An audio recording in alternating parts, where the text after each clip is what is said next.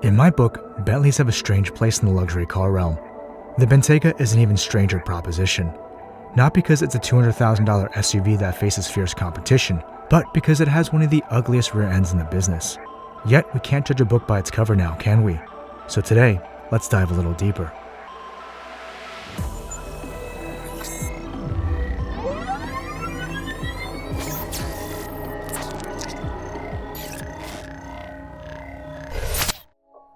So, the Bentley Bentayga. Introduced in 2017, facelifted in 2021, this particular car is a 2019 V8 base model. But frankly, there's nothing base about it. 4-liter twin-turbo V8 that makes 542 brake horsepower, all-wheel drive, super fast ZF 8-speed gearbox, 22-inch alloy wheels, leather and wood-filled interior, plus the Bentley nameplate. I mean, really, what else could you want in a luxury SUV? It all sounds fantastic on paper, but what about in practice? For the longest time, Bentley seemed to suffer a similar fate to Aston Martin, a lavishly expensive, high-end British marquee that almost always got hit with brutal depreciation the moment you drove the car off the lot. And like Aston's, Bentleys also had extremely long generational life cycles, which made it sort of difficult for the normal person to distinguish models from each other. So sometimes when I see one driving down the road, I would always have a difficult time figuring out if that person paid $50,000 for a 10-year-old depreciated model, or it was a brand new $250,000 Continental GT that just came off the lot. Regardless, the effect was always the same. They were driving a Bentley. It was arguably a step up from your typical run-of-the-mill BMW, Audi, or even a Mercedes. And I say arguably because I'm going to explain in a bit. But before I do, I want to talk about today's sponsor, MotorEnvy. MotorEnvy is a premium subscription service for high-end luxury performance cars. They specialize in a leasing program that lets you switch cars whenever you want. There's no penalty at all. That's great because I know in the wintertime, with all this crazy weather, I'd rather have something more utilitarian like the Bentayga we have right now, or maybe a Range Rover SVR. And when springtime rolls around, I can switch over to something sportier, like a C8 Corvette or a Porsche 911. The beauty of MotorEnvy is that you can do all of that with one simple pricing structure. Plus, they have locations in the tri-state, California, and South Florida, so go check them out at MotorEnvy.com. Now, back to the show. Let's start with the exterior of the car, which to me is quite polarizing. The front end is the most recognizable aspect of any Bentley, and the Bentayga is no different. It carries the classic design language of having 4 separate headlights and a massive chromed out front grille. Of course, you can black out the accents, and that's always my preference, but regardless, it's a very attention-grabbing situation. The rest of the car falls pretty flat though. The side profile only has 2 distinguishable traits: the classic large flared wheel arches in the back, and the quasi-cheap looking faux vents over the front fenders. But the 5-spoke 22-inch wheels do save it a little bit and add to the overall presence from this angle. The rear has to be the most boring of any high-end luxury SUV. There's really nothing to look at here besides the fancy exhaust tips. Sure, there are cool little details like the taillights lighting up with the form of a letter B, but it doesn't scream anything special. However, it should because it costs almost $250,000 brand new when you option it out, which is why I think it's the ugliest luxury SUV that money can buy. But what I do think is special about the car is the power plant. It's a 4-liter twin-turbo V8 that makes 542 horsepower and a stunning 568 pounds of torque. According to Bentley, it can do 0 to 60 in 3.8 seconds, which is obscenely fast for an SUV, or any car for that matter. And if Bentleys are known for anything, it's the fact that they're absolute straight-line brawlers. I don't think the Bentayga is any different. The interior of Bentleys are also one of the most characteristic parts of the vehicle. After all, at this price point, it's not really just a car anymore, it should be an experience. The cabin, while rather basic in design when compared to some of the offerings from BMW, Mercedes, or Audi, retains a level of detail that I have yet to really see in any other production car. I mean, there are push valves here that change the airflow from your air conditioning vents. All the switchgear is made from an exceptionally hardy feeling material. The texture on the knobs is coarse and precise, making them extremely satisfying to use. Even the paddles feel like they belong.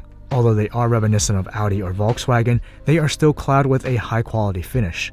Utilizing them gives you a modest feeling, but this isn't a car that really revolves around that type of engagement. All your typical luxury comforts are available here. Heated power seats, remote child lock, 3-zone climate control, navigation, Apple CarPlay, panoramic roof, and a pretty decent 10-speaker sound system. The leather, the seats, the stitching are all top-notch. The seats themselves aren't the most plush or comfortable, but I'm sure with Bentleys anything is possible if you have enough money. And even though the instrument cluster is still mostly analog, it feels sharper and brighter than some modern digital dashes. There's ample leg and headroom in the back seat. Definitely pretty easy to load the kids in here if that's your thing. There's also a good amount of usable trunk space since this retains the shape of a normal SUV instead of a sloped coupe style. The steering wheel is nice and thick. The quality of the leather really shows here because it doesn't get slick or oily looking like some of the base pleathery materials from other luxury German brands. The gear selector looks a little dated though, but it's still very robust feeling. Anyway, it's time to go for a drive.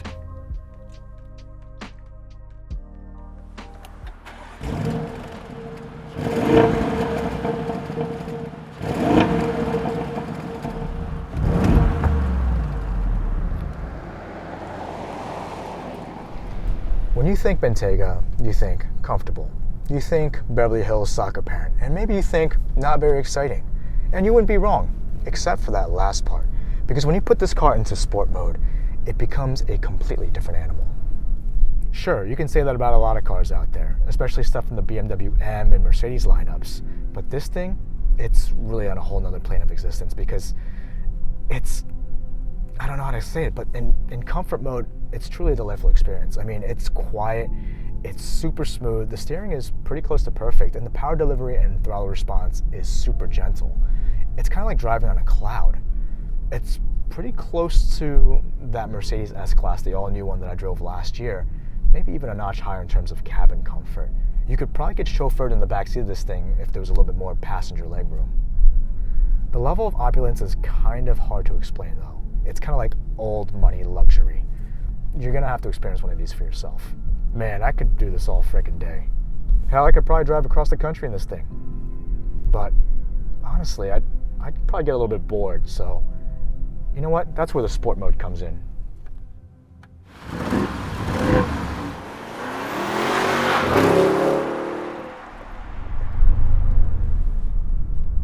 Wow. I didn't know Bentleys could be this aggressive. I mean, there's a lot of torque coming from that V8, and that, in theory, should provide a lot of thrust. But when you depress the throttle on this thing, there's just this insane surge of power that accelerates and propels you into the next county. It's got about the same power-to-weight ratio as our old X6 M50, but this thing feels just a wee bit quicker. The acceleration is rather violent, but the soundtrack coming out the back isn't as dramatic as I want it to be. I mean, the upshifts are really nice though. They're snappy, they crackle, they pop, it's sexy, and I like that. But this car overall, in that sense, is borderline dangerous because you don't really expect it coming out of something so bubbly and big. It's also a little dangerous because it doesn't handle or corner as well as some of the other performance SUVs in this segment. So it's not particularly a car that I want to explore the limits with, except for maybe on an Autobahn or something like that. However, I will say that the brakes do a fantastic job. I mean, if anything, they're a little bit too touchy for something like this, at least in my opinion. But hey, I'd rather have sensitive brakes than something that's all mush and no feedback until you're in a wall. Overall, I really enjoy the fact that you basically get two SUVs in one here. You get a very well-mannered, luxury, grand touring SUV that can turn from Jekyll into a 540 horsepower highway monster with just a flick of a switch. It's just pleasantly unexpected, and I like that.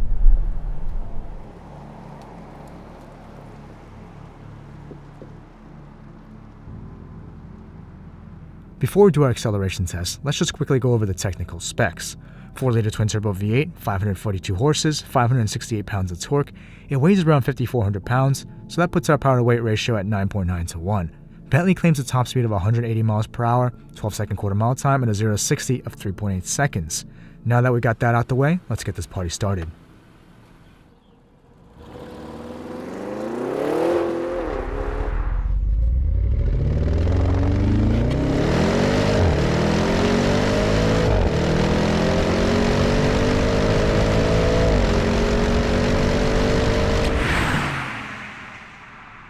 For the time being, we're only able to run our in-house 40 to 100 metric, but that's a pretty good indicator of everyday performance.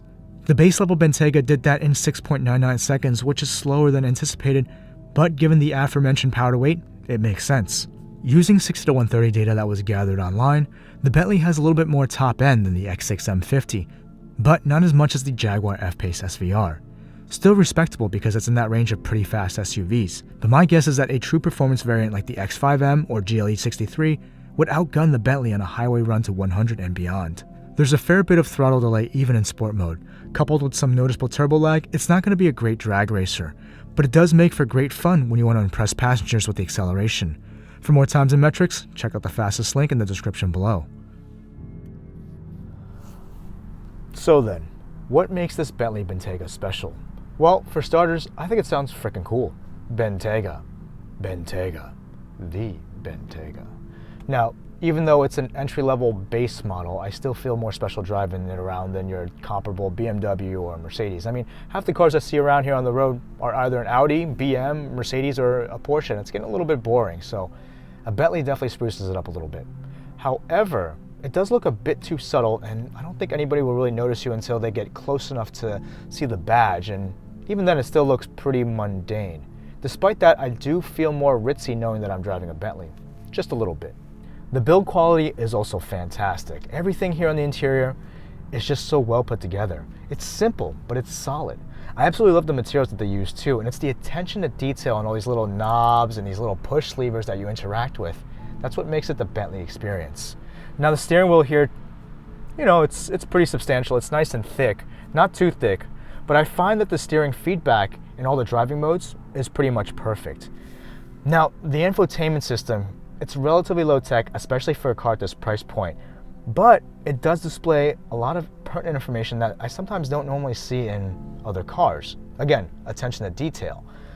But I do wish that it had more cutting edge tech, like autonomous cruise or maybe a heads-up display. That kind of stuff would have been nice. Aesthetically, it's still a big question mark. It's growing on me though. It obviously needs to be blacked out, but the front end already looks pretty striking from a lot of different angles. And because of that, it's got a good amount of road presence. It's unmistakably Bentley. And in the right colors, the side profile isn't bad either, but nothing to write home about. The rear end is still pretty dang ugly though, so I think the 2021 facelift definitely did the car some favors in that department with the updated taillights and the exhaust tips. It's also surprisingly fast for a 2.5-ton luxury cruiser. And when you think Bentley, performance isn't the first thing that generally comes to mind. But it should be, because they've got a bit of a reputation for being straight-line brutes. Sport mode is just silly fun, but driving in comfort mode, that's really made me kind of appreciate cruising in a whole different way. But let me just roll it back to comparing Bentley with the luxury German brands. Yes, you're going to get more bang for your buck when it comes to car and tech, but there's just something about Bentley that gives me a lure of wealth. It makes you feel like old money. It's just a level of class that makes you feel like you're a notch above the rest. I don't know, maybe it's just a British thing. You know what though? I never really considered Bentaygas as a car that I would own. And even after spending so much time with one, still not my cup of tea. But it does make me want to explore the other options in Bentley's lineup. Maybe a Continental GT. Yeah, that would be cool.